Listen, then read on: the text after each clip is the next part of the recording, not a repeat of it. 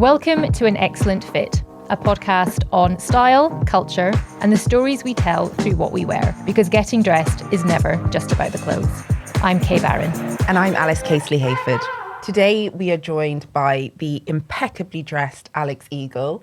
What have you decided to wear for Alex? Well, I wanted to be impeccably dressed today, but I don't think I can compete with Alex because she always looks like the kind of chicest woman in the room, but also the coolest, who doesn't look like she's actually made an effort, but looks better than anyone else. Agreed. I can't do that today, but I have done trousers for her because I feel like she wears trousers the majority of the time, and she also makes the most exquisite tailoring. But I've gone for white trousers by Totem. Delightful. Which I do think I actually will live in all summer long because they're quite a nice loose fit. And then also a t-shirt by Totem. Gorgeous. Which has got this, like a sash. I feel like all my t-shirts now need a sash. I think they do. And you can tie it nice and tightly and it gives you like a nice defined small waist. Exquisite. And then I have dug out a pair of old Givenchy heels, which I haven't worn in years. They're older than both your children combined, I think. But I just felt like I'm bringing back the tall, chunky heel sandal. I wish I could do that, but I'd be 7 feet tall. Well, I also thought you're tall, Alex is quite tall. Yeah. And I mean, I don't even know why I bothered to try and compete. But do you know what? They're actually much comfier than I remember them too. They look divine. I mean, I'm not going to be stomping around streets in them, but I love them. I love what you're wearing. I've never seen that shirt before. Well, that's probably because it's Sean's. I bought it for Sean for his birthday a few years ago, but I've always... Sean being your husband? Sorry, Sean being my husband, but I've always secretly wished it was my own. So today when he wasn't looking, I pinched it. But it's a Bodhi shirt and I love that brand. But I also knew that Alex would look very polished and well put together, but in an effortless way. So I thought, fuck it, I'm going to do something quite the opposite and playful. And I just love the exquisite craftsmanship of this top. And it's just, we've had some good times in it. Both, well, I've worn it a few times as well, so I have, and Sean has. So it's one of my favourite pieces in his wardrobe. It's great. And you're in your favourite jeans? In my favourite jeans, you know them, I wear them every other day, so I couldn't not wear them today. A Goldie, and then just a brown suede Jimmy Choo, because I thought I need a bit of polish to... Well, I love the fact that we both decided we couldn't compete with Alex. It's a good thing we're not sat here in rags. No, we didn't bother getting dressed today. No, right. Well, on that note, should we meet her? Let's meet her. Great. Hi, I'm Alex Eagle and welcome to An Excellent Fit. Today we are joined by Alex Eagle. Now, Alex is often described as a multi-hyphenate, but I'm going to describe her as clearly the busiest person working today, who may or may not have found a way to survive without sleep. Designer, both fashion and interior. Curator, stylist, store owner, collaborator, ambassador. Substacker, who somehow keeps it regularly updated. I'm not sure how you're doing that. And now she's part of the 3-person team behind 180 The Thames, a new hotel and apartments development in London, described as absurdly cool by the Financial Times. And she's also a mother of 3. I mean, Alex. Bloody hell. Way to make a girl feel quite lazy, actually. Welcome to An Excellent Fit. Thank you for having me. So we asked you to dress in a way that feels completely you in your favourite look. What are you wearing today and why? So I'm wearing my own brand. I'm wearing suit trousers, which I designed with belt hoops so I could wear them in the summer, like without having to need a jacket. An Alex Eagle shirt and like a lace vest that was one of our best sellers because it just makes it a bit more feminine. You make such great lace. Thank you. So beautiful. I think because I love menswear so much, you need that juxtaposition. So I worked hard on lace because it just means you can kind of copy from the men, but have it feel a little bit more feminine. Well, because I was going to say, I'm glad that you wore this today. I think I would have predicted you were going to wear this because a quick Google search shows that, there's obviously hundreds of pictures of you online. Oh no, you look absolutely gorgeous in every single one. But both at home and at events. And I'd say that 95% of them, you are in tailoring or at least some kind of trousers. Does that reflect your closet? And for what reason, for what occasion would you bring out the dresses? I love that question. I love trousers. I love suits. I feel like it developed as I got busier, as I had to run to meetings or go to events. I just wanted it to be, my life to be a bit more easy and breezy and not think about accessorizing or what to wear, or no one ever says that that suit again, or one, it doesn't, no one says anything, but one doesn't feel like you can't wear a black tux again and again, or a white suit again and again. That feels good when you're wanting to like maximize your day but feel great in the evening, or go to a meeting, you know, whatever it is. So I feel like it just happened by accident and became a uniform because I just felt good, and I felt like it was kind of powerful, comfortable, and I could control it. We could make it in Britain. We made it in our studio in Soho. So it just became my uniform by accident. But I think because of that, there is nothing nicer than sometimes putting on a vintage dress, or, you know, wearing something like a slinky silk something, because it does feel good, and it does feel like an alter ego, maybe. Because your holiday wardrobe feels very different from your kind of day-to-day. Yeah, it totally. I think that is like, on holiday, off duty, I guess I love vintage dresses. I love just being able to put on one thing and a pair of sunglasses and some like sandals. I love vintage dresses. I feel great in collecting and buying and wearing them. And I think my children like it. I think they like me wearing a dress. And it's comfy and easy to pack. So I definitely find time for dresses. I love to wear a dress, but my uniform is definitely trousers and suits. Where are your vintage dresses from? And what is the key to like the perfect vintage dress for you? I'd have to kill you if I told you. No, I'm joking. We're going to Not a squeeze gatekeeper you at all. later. No, I will share them all. I share them all. But there's some really good dealers in London, and we're on WhatsApp, which is dangerous. I think it's this feeling that you get at a certain age where you're ticking this like box of making the 14, 15-year-old proud. It's like I grew up in London, going down Sloane Street in the 90s, and there'd be Tom Ford at Gucci, there'd be, later John Galliano at Dior, and I couldn't dream, obviously, of buying those pieces. I'd go in and spend my Christmas money on a lipstick or a nail varnish or something. So there is something about like getting the things I would have loved to have gotten the first time round. Like Voyage was this big thing in the 90s. You couldn't get in there, let alone buy it as a 14-year-old. So I think there is something about like Tom Ford Gucci or John Galliano from the 90s or early 2000s that's like, I would just love to have. I'm making that the young version of myself like proud that I can finally get it. If you know love me. that. I love that. Yeah.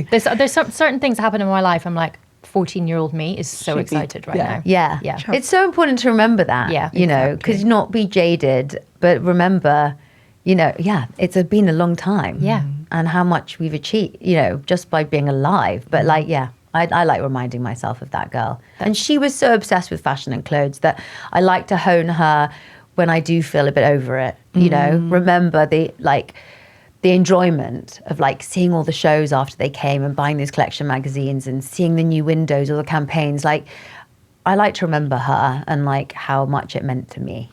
That's a really good way to justify any purchase. Yeah, exactly. This is for 14, she needs it. Yeah, she really needs this. It's healing. You just spoke about obviously growing up in London. You're a Londoner through and through. You grew up in West London. You now live in Central London. How has London impacted your style? I mean, hugely. Probably like you. Yeah. I mean, it just can't not. I went to school in Knightsbridge from age 11 to 15, which was this time when I really realised it didn't matter I couldn't do maths. It didn't matter that I was struggling at school because I loved fashion. And it meant from a really young age, I really knew what I wanted to do. It would change from wanting to be the editor of Vogue to being a fashion photographer to being a designer, but it was all in this world. So I didn't feel afraid of the future at all. I felt petrified on my GCSEs and would do anything not to have to do A-levels, but I did know bigger picture, very clear where I wanted to be, and that was really nice. So I think London gave me that, it was 1997, a very seminal year in fashion in England, in London, and I was a teenager walking down those streets, and that baked into me. So it was a global, Sloane Street then was a real happening place, but it was a global fashion. But then it was Joseph in the 90s, and it was Harvey Nichols, and then it was, going to Savile Row with my grandpa, or, vintage shopping. I don't know. It was just all baked into me, I guess, this kind of heritage of Britishness and style at a time where Britpop and everything was just, Britain was just it. And then the awakening of learning what I loved and what I was into. So I think that had a big impact on me. And I think since then, a lot of what I do is British fabrics, looking at old British tailoring. What have they been doing for decades, if not centuries, on Savile Row, and like trying to bring all the manufacturing, back to, I mean, I've always been manufactured here, but British fashion to be made here and made in my own way, uncompromised in Britain with British fabrics and British like know-how. So that is like always at the fundamental like forefront of how I design. So I guess the impact is like constant. Totally. Yeah. Well, London is just so special, and there's such a melting pot of different references, and you talk about Savile Row there, but then it's like, I grew up in East London, but my dad worked on Savile Row, so that juxtaposition of kind of the anarchy and creativity of East London, but then the polish and heritage and history of Savile Row. And that's what I just love about our city. Just hearing you say that makes me feel very excited about it. Well, also just thinking about how incredible to go to school in Knightsbridge. Yeah, quite. So when you are thinking, oh God, this GCSE, maths GCSE, which actually just, I think, PTSD from that. No. But then stepping out and just seeing what the wider world offers, and it's not just about this exam. I mean, Yes. that's incredible. I didn't have that. No, I think that's it. I think that saved me because the structure hasn't changed that much, but it's very narrow. You can feel not great about yourself if you're not got a good memory. I have a memory for where the Costume National was in the Harvey Nichols, or like when that Dolce & Gabbana butterfly dress was in the window. I can remember what I can remember, but I couldn't remember dates. And it's like a memory game school. It was, a lot of it was like, didn't make that much sense to me. I just couldn't withhold the information. There wasn't space for it because I was thinking about Damon Albarn. Well, yeah, mine was Jarvis Cocker. And I can remember what I was wearing at every single significant event in my life. And even some that weren't that significant, but I remember the outfit. Numbers, dates, history. Yeah. You and me both. But that's quite a big realization, I guess, as a teenager, to think there's more to this than this moment, because we were all shitting ourselves and thinking, I'm doomed. So it's really refreshing. I couldn't wait. Yeah, there was definitely like, I just want to get this over with and get on with my life. And I felt confident about that. Yeah, amazing. Don't know why, but I did. Well, I didn't feel confident with, with physics, biology, I mean, the list goes on and on. Yeah, the lot. Yeah. And it's fine because now we've all got great style and calculators on our phones. So exactly. It's like the last laugh. You've got a very close-knit group of friends who are very stylish, including Sarah Harris and your business partner, Sophie, and I've seen many, many more. But you all have quite complementary aesthetics. Who is influencing who? That's such a good question. I mean, Sarah is, we spend a lot of time together. I love being with her, shooting the breeze. I find she calms my nervous system as a friend because she's so very important. calm, But we can also talk about meaningful things and like our children being silly or things of meaning that are important to us. But we can also like literally shoot the breeze and like show each other our baskets. We spent hours contemplating, the vintage Cartier something, and like egging each other on. But I think Sarah and I have naturally quite similar style, but I think what she really, really inspires in me is how she's very effortless, but how pared back and stripped back she can be. And she's very confident in wearing a t-shirt and joggers or a t-shirt and jeans. And she loves fabric and she loves fit, which is why she wears a lot of my clothes. But the way that she wears things, she just strips it back. And she's very confident in that. And that inspires me always. She can come down for dinner in like my white joggers and a white t-shirt, but it's just like the way she wears it. And that attitude, I think, is something I'm always trying to hone in the woman I'm trying to dress, because it's like simplifying your life, honing it down to tiny, minimal effortlessness, And I've been on so many holidays with her and it just is effortless. It's not looks it, but it isn't. And I find that she's a kind of amazing influence on me and a muse, in this genuine sense, because of this effortlessness. And I just love her. I mean, she's divine and she smells delicious. She looks lovely and she wears no makeup and she's just, and she's got a very also meaningful career and puts in a lot of effort. And then Sophie, who I've known since school, we're at the point in our lives where I'll say something like, oh, do you remember that red chair in that auction? She's like, yeah, from 6 years ago. Yeah, I know it. And then she'll pull up a picture. So our design process together is like our references date back decades, but also we work so closely on like the books that we're looking at, the references we're sending each other. Our process is we can read each other's minds. So our aesthetics merge. And she is really busy. You know, you say I'm busy. That woman is just. So I think the clothes that I design suit her very well because of that. The effort that's gone into it to hone that Sarah Harris type idea, you know, or hopefully how I dress is that just taking the effort out of it. So I think that suits her because she's my woman. She's not in the fashion industry. She doesn't care for trends. She's very trendy. She doesn't, you know, get swayed by that. She needs a working wardrobe. She needs a uniform that can take her from the building site to a meeting, to dinner. And so she's, you know, when I'm designing for both those two women. So it's really interesting that you mentioned them. Well, because seeing the there's so many images of you guys together and separate, but there's such a kind of clear thread between your styles. And it's earlier this week we went to an event, and afterwards I said to Alice, I was like, everyone's wearing so many different things, but in a way of it's the idea like being effortless and dressing simply, and also for women who are don't have the confidence, don't know what their style is. And then suddenly, like, you need a scarf here, and you need to add this bit, and this, and you don't put a jumper on in this way; it has to be in this way, and just piling everything on. And I just think it's. Some people look, amazing doing that, but others, I'm like, this is so complicated. I'm not quite sure when you started. I mean, that's it. My stepdaughter, who's got the Liberty Joy archive, she will wear a really styled outfit, but it's so natural to her because she's just had this attitude and this like spunk and kind of. It's an attitude. So it is effortless for her to wear a tie and a tie pin and a suit and the hair and it's dyed a pinky colour, but it doesn't look, it's so natural. It's so relaxed because that's her. But that's her whole world. You know, that's what she was born to do.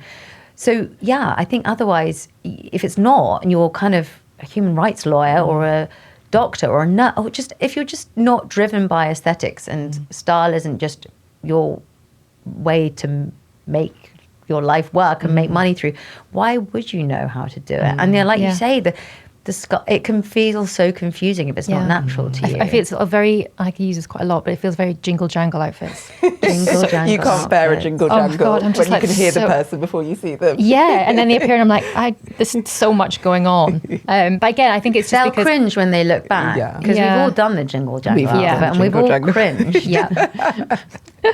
Speaking of jingle jangle outfits and cringing, I'd love to delve into your kind of style journey. And obviously you started your career in magazines and then worked at Joseph. How has your style evolved since that time?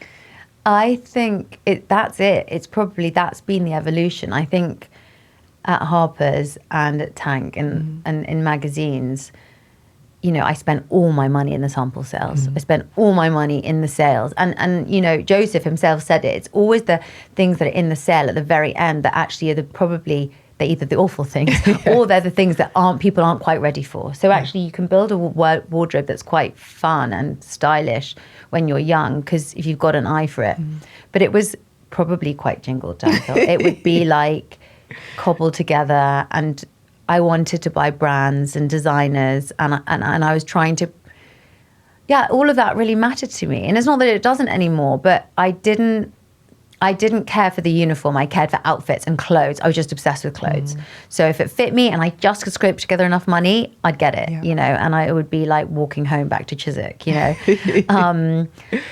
And then I think as I got older and got more responsibility, got the chance to travel more, got the chance to sit in rooms with more grown-up people or go to shows or whatever, like I think the uniform came again from why I make it now, is that like, how do you pack 10 things and still manage to look smart, chic, slick? And as a young woman, I needed a bit of an armor, which seems ridiculous now because you couldn't dress like a woman and be powerful. But for some reason, I felt to dress a bit more masculine made me look more grown up and feel more grown up. So the uniform developed. And then my time with Louise Trotter at Joseph and the whole team at Joseph, you know, that had a big impact because it was white shirts, trousers, suits. You know, that was when I started to be like, oh, this is working.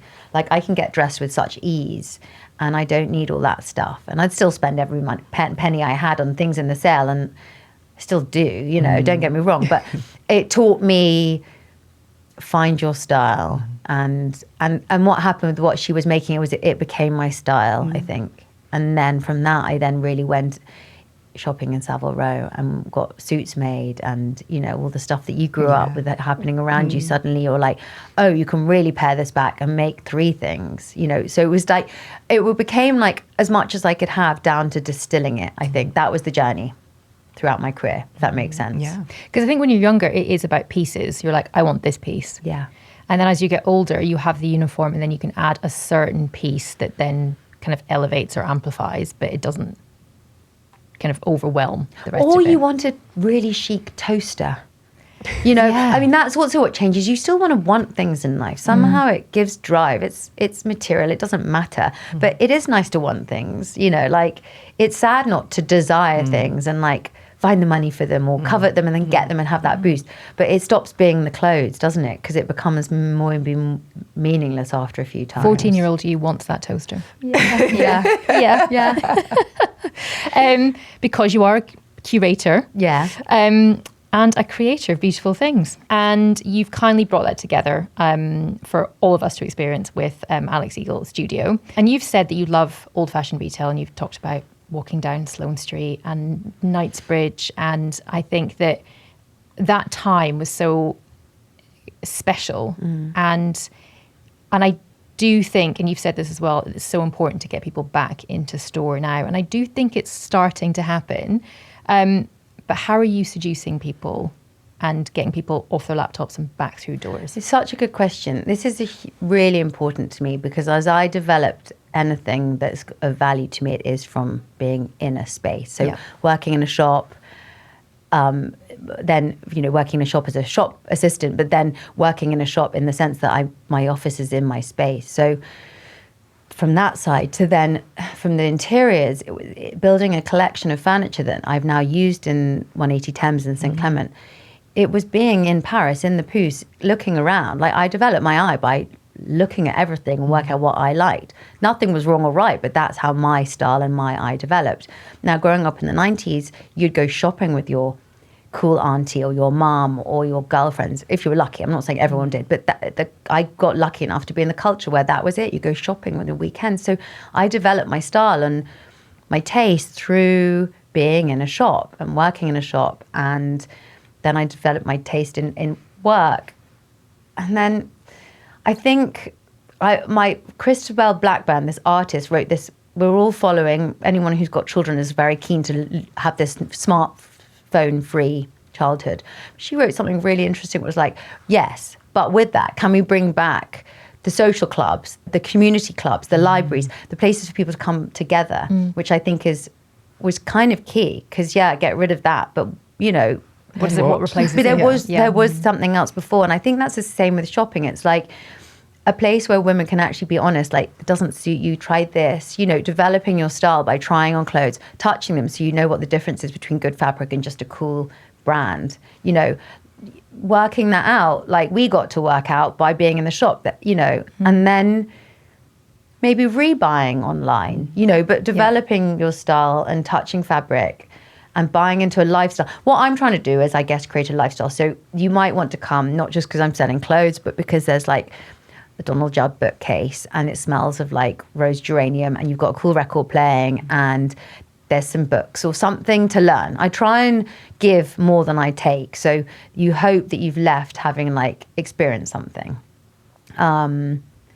So that's how I think is making the experience interesting. And in my new space I'm opening, I'm moving my Soho studio to 180 the Thames, and I'm going to have like smoothies and matcha and omakase and books and magazines and like just more like easily obtainable things of interest, just more pillars of lifestyle, I guess. And also feeling that people are invited into the space to experience that.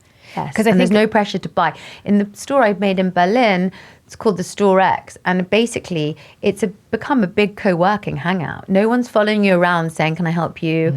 You know, you're invited to stay and hang out. People do their meetings, people hang out there all day. They kind of become a part of the culture there.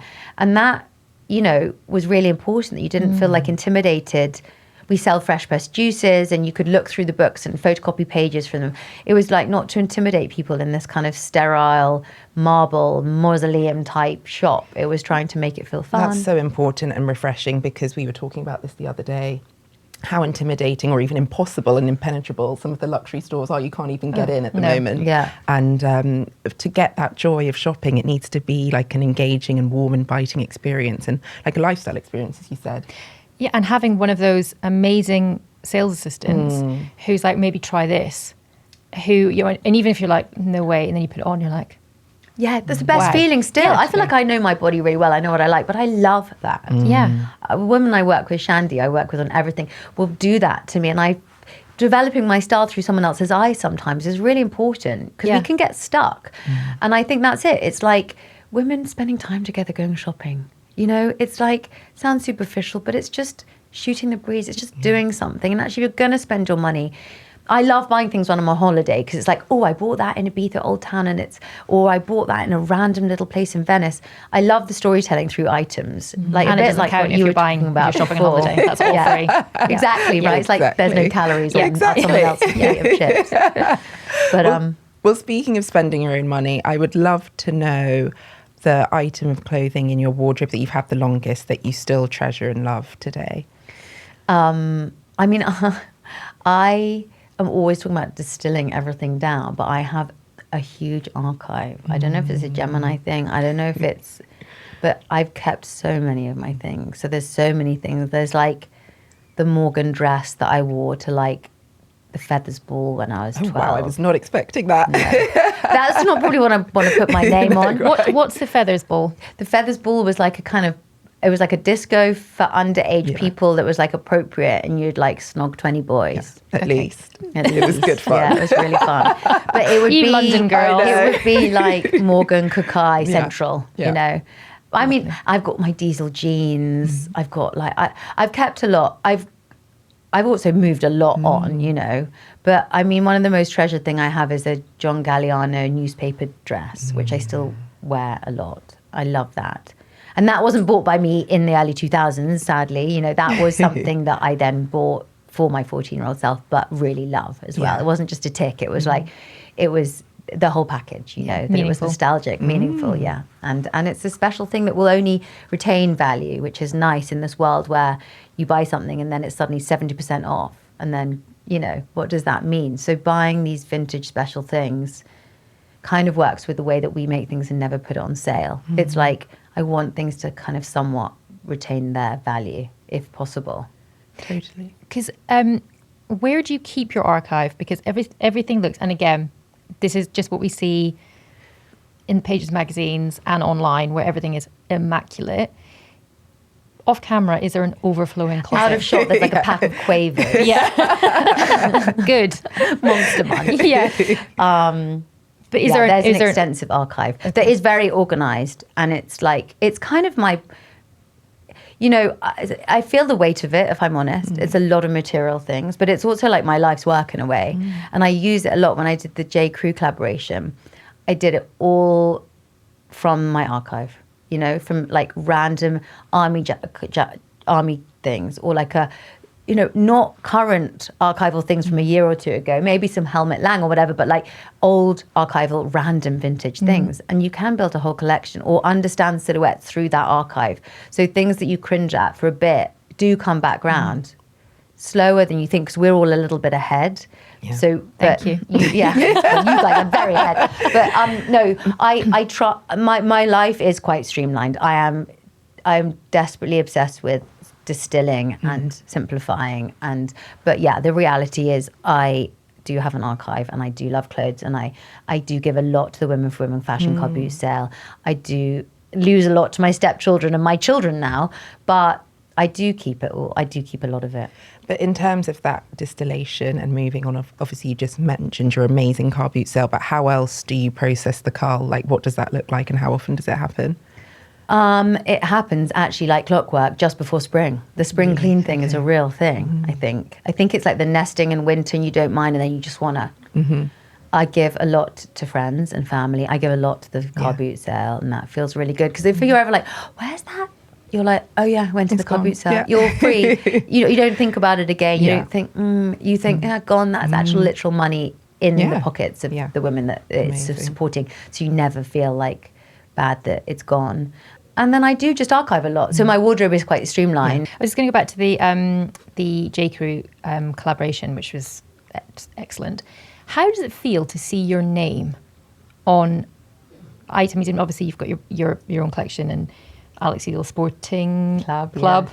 But seeing your name in J. Crew, does that feel kind It's of really surreal? weird. I think when I first opened my shop on Moulton Street, I wanted to call it The Store, which I then did another project called The Store, which still exists.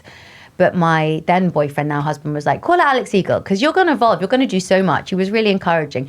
And he's like, invest in your name, because then you can go and do all the things that he foresaw me doing at the time. I felt, I didn't know what I was going to. Well, I did know what I wanted to do, and I had a clear vision, but you don't know, like someone who believes in you who's a little bit older can. So I was reluctant, but he was right. And it's weird seeing my name. And the baseball caps happened by accident. And that's what people love, those baseball caps. And I'm so glad they do. It's so flattering. And it's funny seeing people wearing them and have no idea who I am. Yeah. They probably think Alex Eagle is a man, and I go up to people sometimes and say, nice cap. And then they're like, Creepy. yeah, who are you creepy. with? Yeah, but it is a nice cap. It's weird seeing my name. It's really weird. But at this point, I guess it's also referring to your name as a brand all the time. So I think I can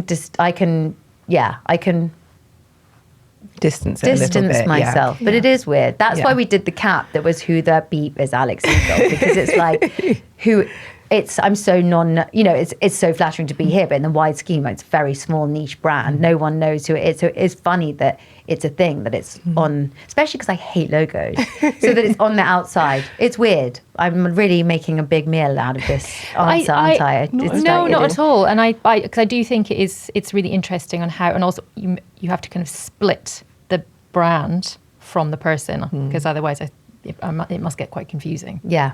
And you have such a close network of people who, as it sounds like, they make you feel kind of powerful. Your husband, children, and your work with your mother, which is, hats off. Thank you.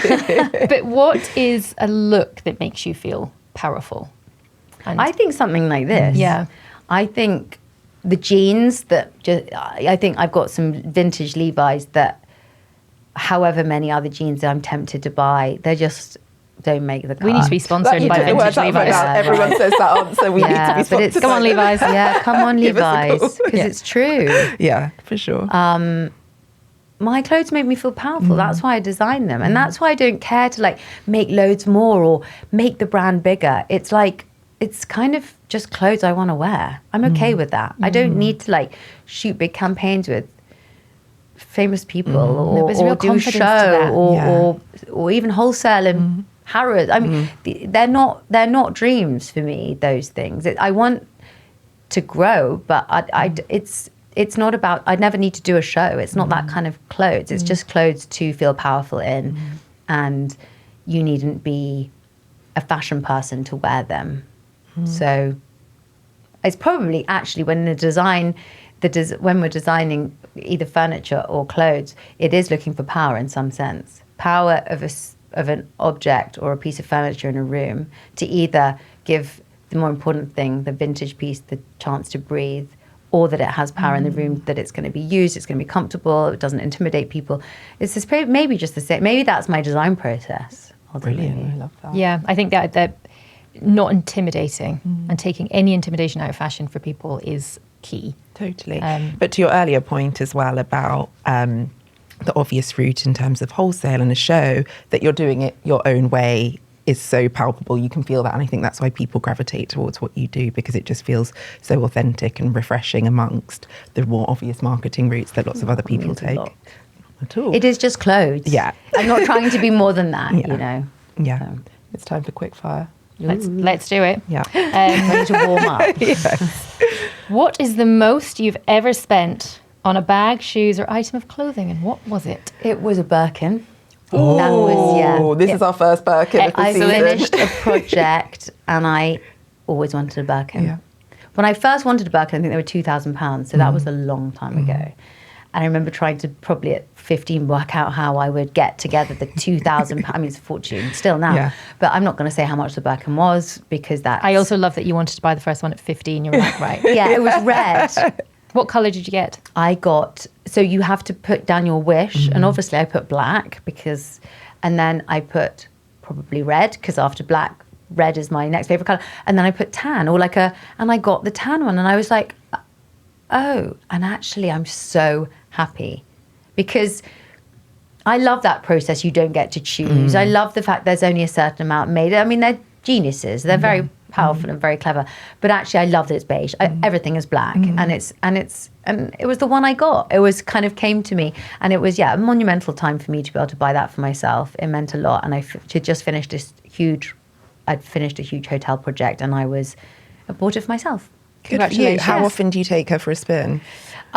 She's a big one because I felt like go big or go home. Exactly. I went for the big one. So, I have to often get someone else to carry it for me.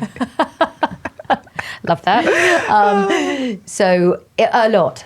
Okay, yeah. Good. She doesn't look beaten up, but she is. Yeah, and it will go down to one of my sons or my daughter. Gosh, lucky them. Yeah. What's always worth the money? A really good shirt. I really, really believe that. I'd say that to the young person or any person on a small wage investing in a shirt, and then someone who has everything investing in a shirt. Agreed. I think it does a lot for you. Really helps you in life. It's really a good thing, a shirt and a good iron. Yeah. Because if you've got a crisp shirt, you're ready You for look anything. powerful. Yeah. Exactly. And people take you seriously. And as an well. iron over a steamer. Oh, anything. Okay, fine. Yeah. What is never worth the money? Logos. Best high street store? Uniqlo. Favourite designer, and you can't say yourself. Only me or your brother. Oh, thank you. I love him. You love your brother. Michael from Standing Ground. I love him. I've had the chance to work with him, and he's extraordinary. He is. Those dresses, everything. Yeah, amazing. One trend for the bin? Logo again. One item of clothing or accessory you can't bear. A logo. Can I keep saying that? I feel like I'm quite utilitarian. I'm not sure about things that have no meaning. So I love something around your neck you can put your sunglasses in or a lipstick in. But bags with like loads of charms don't do it for me. Okay. People pull it off. I never judge anyone's style. I love everything. But for me, meaningless extra decoration, you can tell. So you don't have a Labubu? Don't have a Labubu. Well, there's a lot of Labubus in my house, sadly. Sad but true. But I love like a belt for decoration because it's got meaning. Yes. Like a watch, even if it's not actually set to the right time. Yeah. I like utilitarian, something functional and practical is my taste, I think. So like unnecessary decoration doesn't do it for me. Got it. No jingle jangle. Okay. Any item you love that you know everyone else hates? Yes, my very ripped, butter soft Levi, vintage Levi's, sorry. They have had it. And there's probably a bit of my bum hanging out. My kids just like cringe. Those jeans, but I love them. And then my favourites are my knees hanging out. Yeah. They probably don't look good, but they feel so good. They feel great, exactly. Would you put a little stitch in? I have. They've been there, but they're on their last legs. But I have put stitches in them, And now they're rags. Yeah. I'll send you a visual. Please do. You said that you kind of don't mourn giving anything away because it's gone on to a new home and it's for a good cause. But is there anything that you do regret giving away? So I do have this concept as well that when something is like held too much energy, it vanishes. So I had a dress. There was clothes that I don't necessarily give away, but they'd go lost. And I'm generous. I lend things to friends and whatever. But I had like a brown Marni dress, probably from the time when we first met. Brown Marni dress, that Pretty Woman moment, like a kind of milky brown with white polka dots. It was from Marni and I loved it. And I wore it to death. And it did a lot for me, that dress. And it just vanished. And it's like, I must have lost it. But you're like, how do you lose a dress? Yeah, You'd be, When you say it held too much energy, does that mean there's lots of stories? Stories. Because I think, at this point, my shirts or my Charvet shirts or my suits have seen a lot.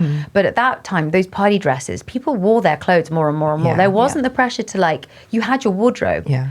and there wasn't the pressure to like always have a whole new look. Your clothes got worn again and again, and your friends would borrow them, you'd borrow them back, and I think they held a lot of energy.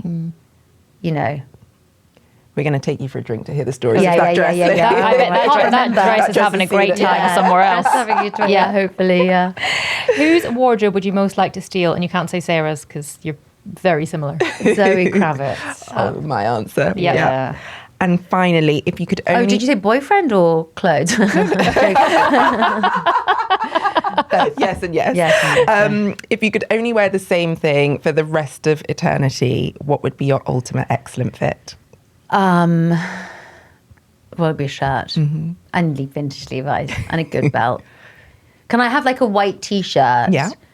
Vintage jeans, one of my belts and a shirt. And actually, we've barely talked about footwear this whole episode, Yeah. so what would you have on your feet? Trainers. Onitsuka Tiger. I mean, I love these, but probably Onitsuka Tigers. Which colour? The yellow. Yeah. Amazing. Amazing. That's it. Is that Thank it? you Is that so it? much. Yeah. Nice. Can I ask you some questions now? Always. At the pub, yeah. Thank you so much for joining us. That was so much fun. We loved having you. And I feel we could talk for hours and hours. Well, thank you so much, Alex, for joining us on An Excellent Fit. My pleasure. Thank you.